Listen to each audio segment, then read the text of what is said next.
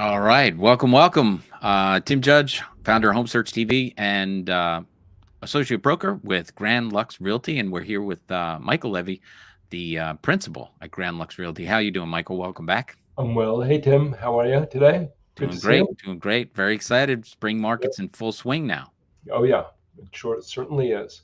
So today I thought we would talk a little bit about sellers and selling and good strategies so that sellers can make more money and increase their, I call it buyer perceived value, Hmm. right? So we know that houses don't really sell for necessarily what a seller wants. Usually a house is valued within a value range. It could be a big range and it could be worth more than the high end of the range or less than the low end of the range, depending on what buyers think about the value of the house and what their impression is and how they feel about it. Feelings matter, and all the senses really matter, right? So buyers analyze these houses and they compare houses with each other. And so I just wanted to give a little bit of ideas that sellers can do to maximize their buyer perceived value. So this is an amazing time to be a seller right now. Prices in our area are through the roof Hmm. and definitely towards the high end of their range of what it's been over the years, over the past number of years. And that's because there's such a low amount of inventory and such high demand around here. So buyers really have very slim pickings to choose a house, and interest rates are high, which is also makes it a little bit more difficult for buyers as well.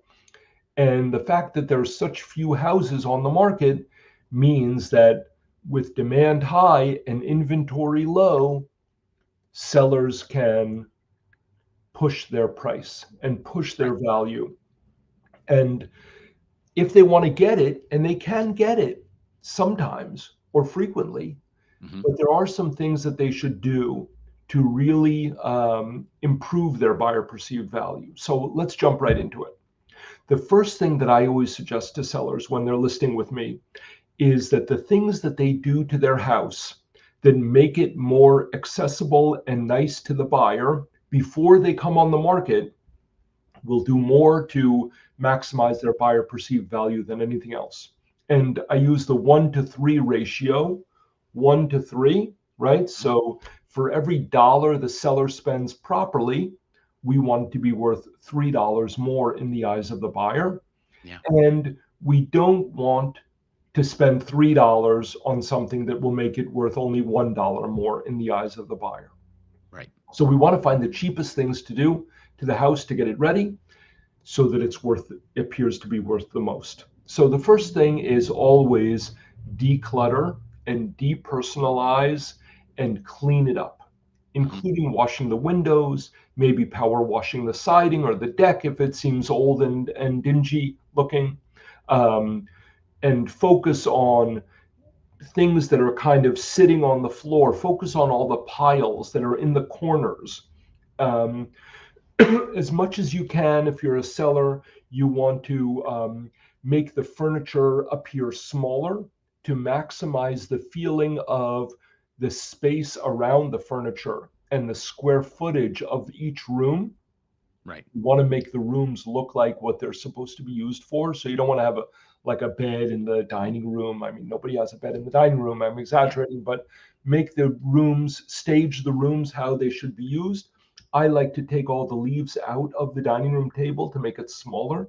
I Hmm. want to be able to walk around easily all the furniture and make the house flow in terms of the layout of the furniture. In other words, we don't want any dead ends. We want Right. nice flow, good feng shui, the foot of the bed facing the door in the bedroom. Um, Frequently, the decision to not buy a house is made between the sidewalk and the front door. So it's Hmm. very important for sellers to really focus on the exterior of the house at the front. Hmm. Um, Things like a new welcome mat, a nice new mailbox, nice exterior lights, a good walkway that doesn't have tripping hazards or loose stones on it.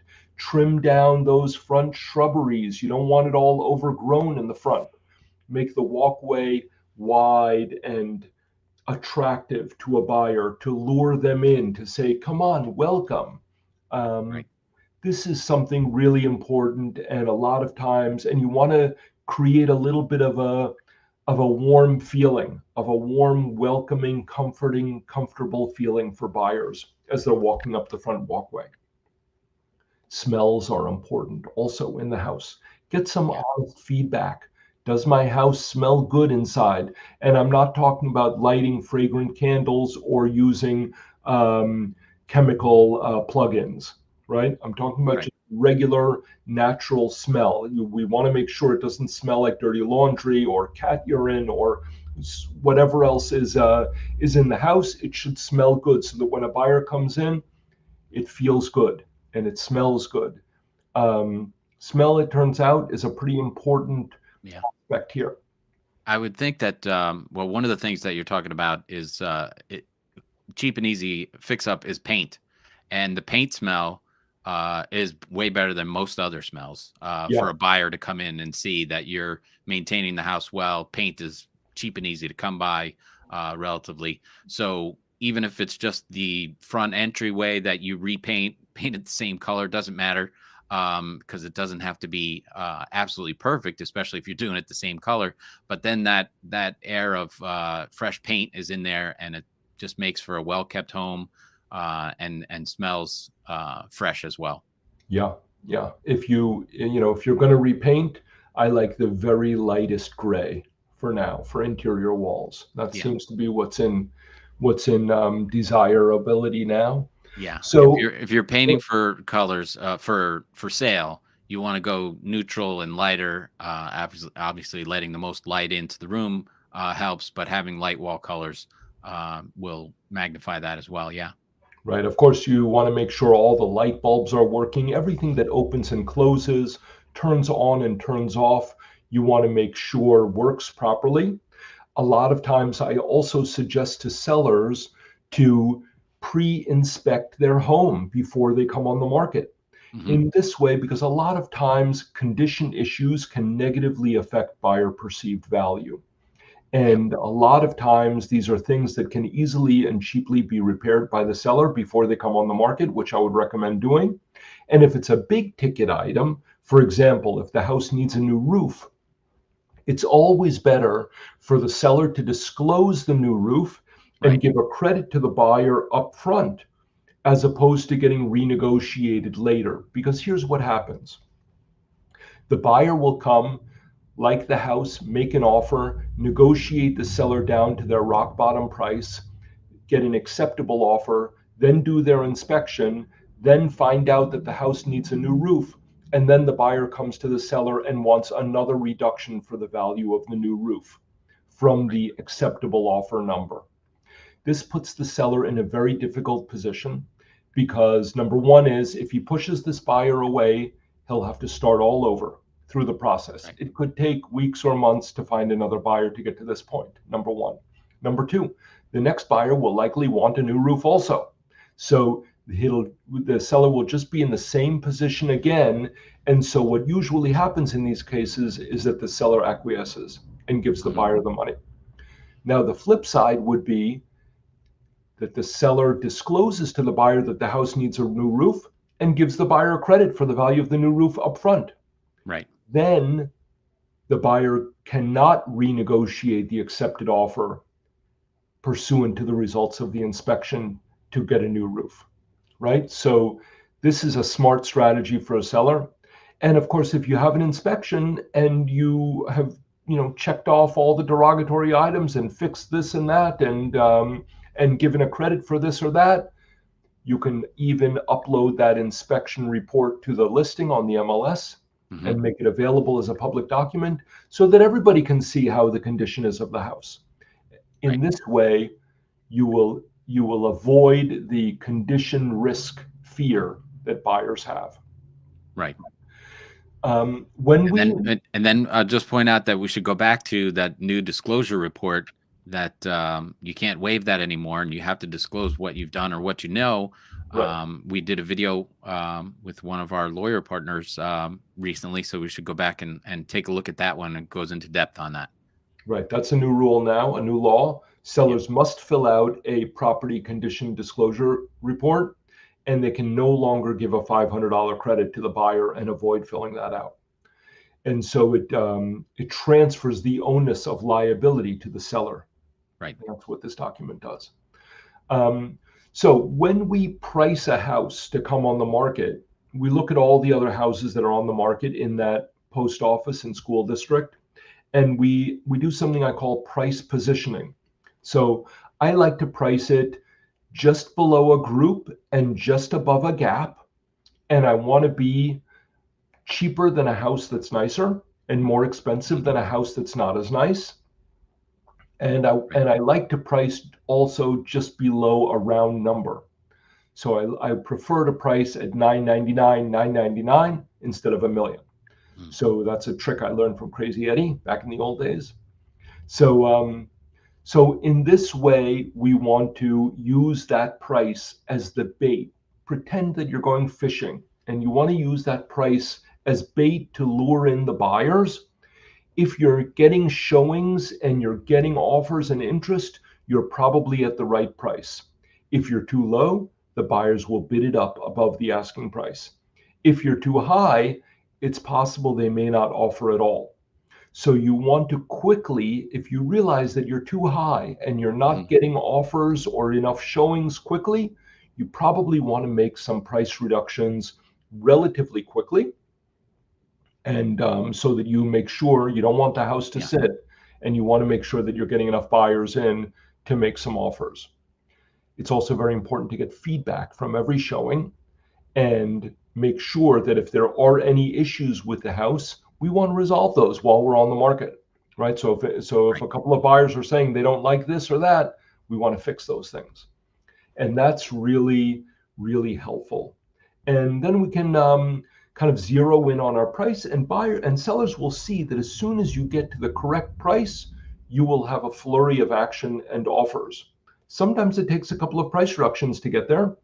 I'd Mhm. rather price it high and have a couple of price reductions and then have a little bidding war so it goes above that new asking price than price too high and not have any price reductions and have it sit for six Yeah. months or so or more. That's really a bad mistake that sellers can do. And Right. um, and I also don't want to price it too low, just in case there's only one bidder there and he comes on the first day and offers full price, but then maybe we could have gotten more for it. Yeah. So this is always kind of my strategy here, and you know, it does take some elbow grease, for us as realtors, as agents, and we want to roll up our sleeves and we want to really help our agents to really make the house shine. And that's a big part of our job, the part before the house comes on the market, Right. help them get it ready. So that's kind of what I wanted to share today. Mhm. And I think we have a screen about White Plains values, right? I do. Yeah. Um, there we go. This is that. Let me do that. Yeah, here it is, White Plains. Right. Just for today. You'll see that this market meter right here is still in a strong seller's market for White Plains. That's at 56. So you can see that they're getting strong prices in White Plains, where the median list price is 800,000, just a touch over that. For new listings, it's closer to 950.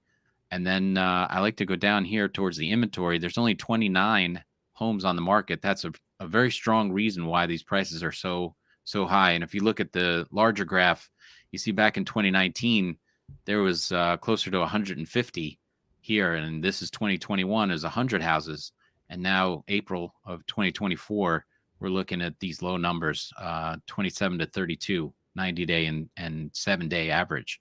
So this is why we have such pricing pressure on these houses and why sellers can ask for these prices. Usually there's a lot more competition on the market.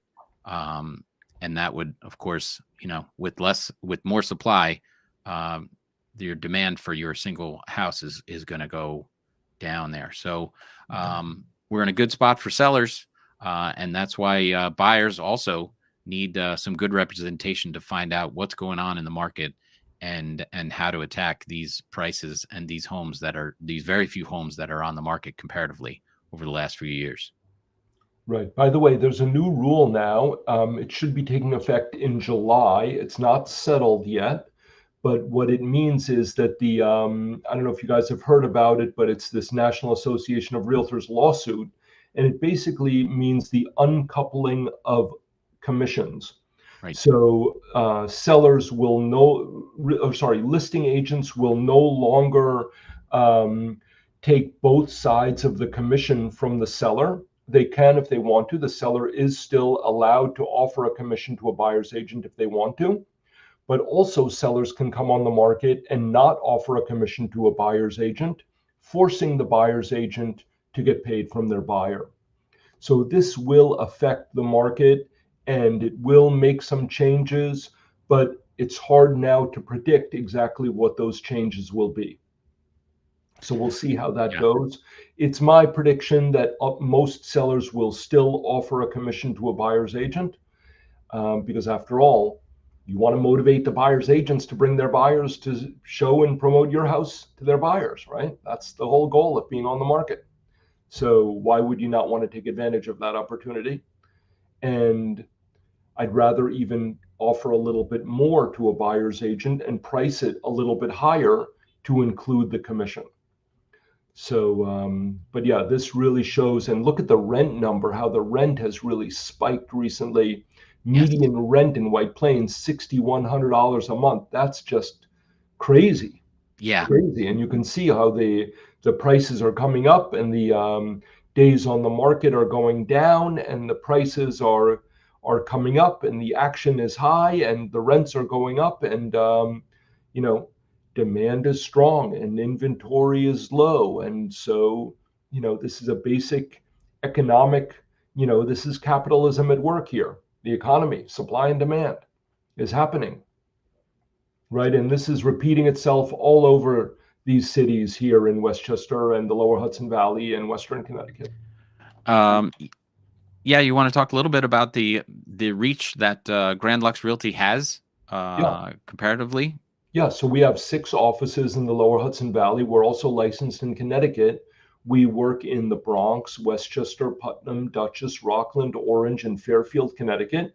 We have about 225 licensed agents working with us, about 25 licensed in Connecticut. And we work also on the Smart MLS, primarily on the one key. And we do enough transactions so we're ranked in about the top 5% of all the companies in our board of realtors, which is a substantial size. There's tens of thousands of real estate agents in our area and thousands of companies. And so Grand Lux Realty is, the little engine that could here. We're plowing through. It's a tough market, but there are still transactions to be had. So agents, GLR agents, go get it. I was just pulling up a couple different towns as you were mentioning all that. I pulled up Greenwich, Connecticut, of course, my hometown. As you can see, not as strong into the sellers market as the other ones. You saw. I also pulled up Rye just before this one, which wasn't as strong as White Plains. But here, 32 houses on the market in Greenwich. Of course, the list prices are much higher there, 6.1 million median list price.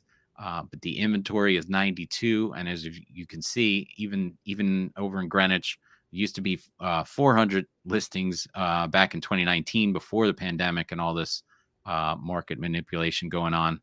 But now down here in 92, which again makes it very strong, and of course is reflected in the prices of what's going on in Greenwich, Connecticut. Right. Supply in our area is down by 75%, Yeah, which seems crazy to me. yeah, But a lot of homeowners have locked in a rate that's a pretty good rate, 2 or 3 or under 4% for their right. mortgage, and they don't want to sell their house and buy another mortgage and have to have a rate in 7%, which is Yeah, they call unheard it like the golden handcuffs. You might want to move, you might want to change, but you have such a good mortgage today on the house you own that you don't want to move, and rates being 6-7%.